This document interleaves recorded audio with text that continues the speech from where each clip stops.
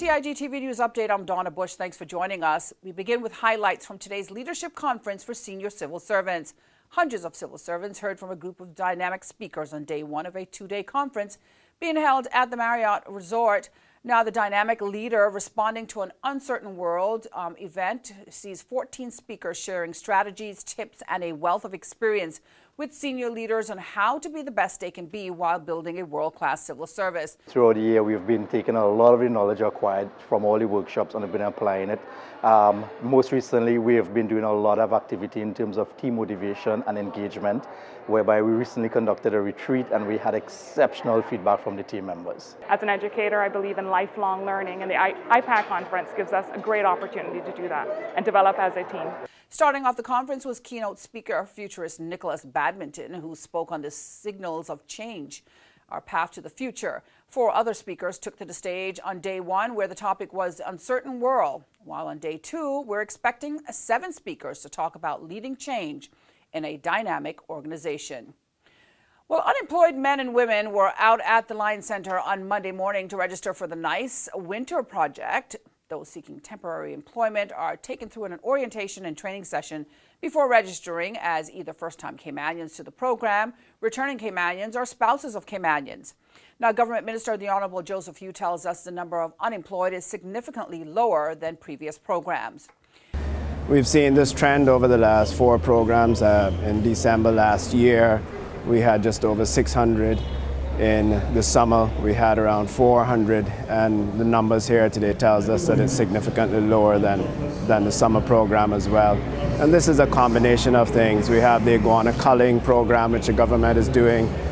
We've included the National Workforce Development Agency over the last several programs so that they can get more involved in the unemployed and get a better sense of what our unemployed citizens are going through and assisting them in getting work.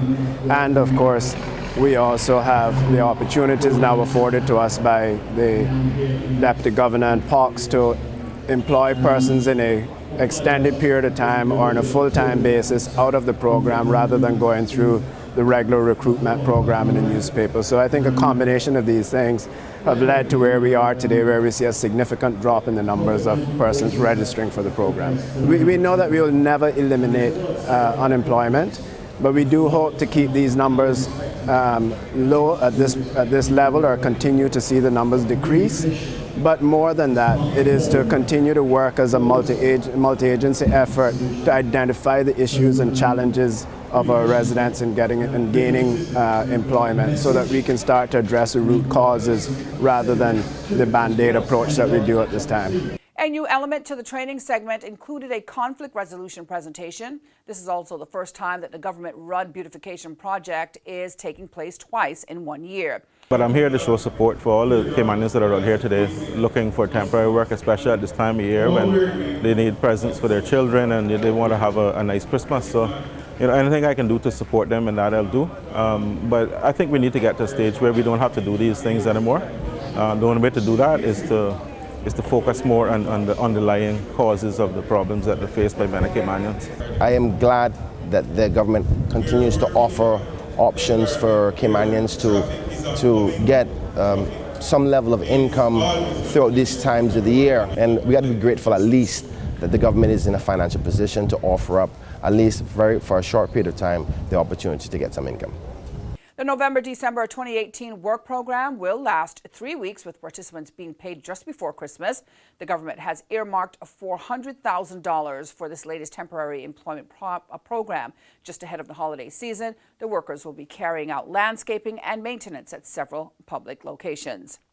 Finally, the Department of Agriculture, in a release, says to ensure the successful importation of Christmas trees this year, department officials have been working closely with importers to provide guidance related to the requirements for importation of trees. Now, the collaboration, they say, has become increasingly important due to the steady increase in interceptions of pests of quarantine importance in 3 shipments since 2015. The DOA's goal is to uphold its mandate to preserve and protect the health and well-being of Cayman's plant life. But officials are also mindful of holiday traditions and want to facilitate their continuation as much as possible.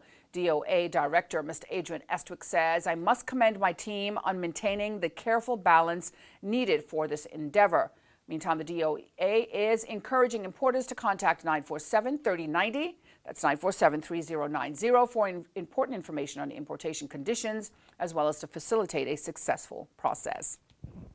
Well, that ends today's news update here on CIGTV. If you missed it, you can catch it on the Cayman Islands Government Facebook page, as well as the CIG Television YouTube channel. As always, I'm Donna Bush, thanking you for joining me, wishing you a wonderful and, of course, a safe night, and hoping you'll join me back here again tomorrow. Until then, bye-bye for now.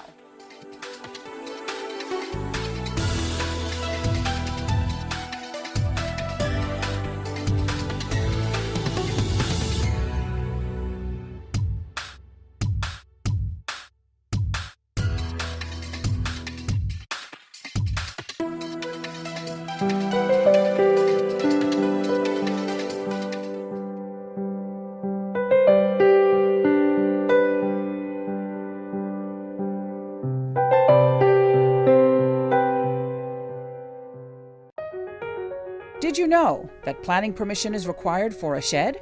Did you know you should check with the department, as a planning and permit application may be required?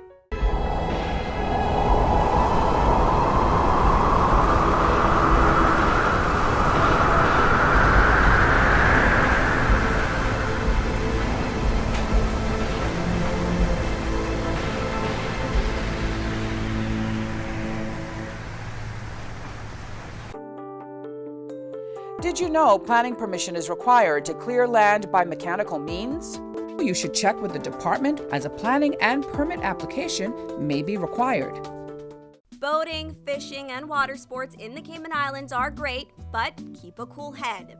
Here are 7 tips for fun and safe sea outings. Number 1. Use a checklist to plan your outing. Check the weather forecast, make a float plan, and share it with someone who is remaining on land, stating where you're going, with whom, and when you're expected to return. Visit your nearest marine supply store to get your safety gear. This includes signaling mirrors, whistles, and a flare kit.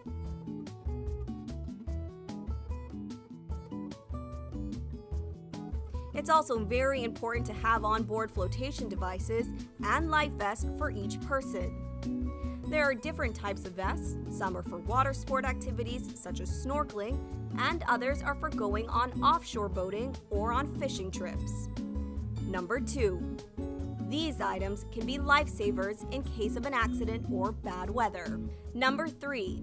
Use a motor kill switch, especially if you're boating alone. In case of a leak or breakdown, always stay with the boat until help arrives. If you capsize, an emergency beacon or locator device can send a distress signal to inform the authorities of your location.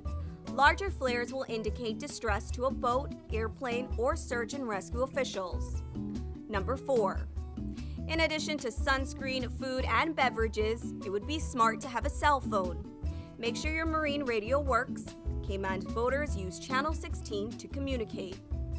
Number 5. Also, don't forget your anchor and sufficient rope. Number 6. Boat operators should be familiar with the local waters and reefs, as well as the capabilities and functions of the vessels they are using. Always obey the rules of the sea and the marine environment, and have courtesy for others. Number 7. Alcohol and salt water do not mix, especially if you're the captain. Some useful contact numbers are 911. The RCIPS Marine Base is 649-7710, and the Port Authority is 949-2055. Smooth sailing, all!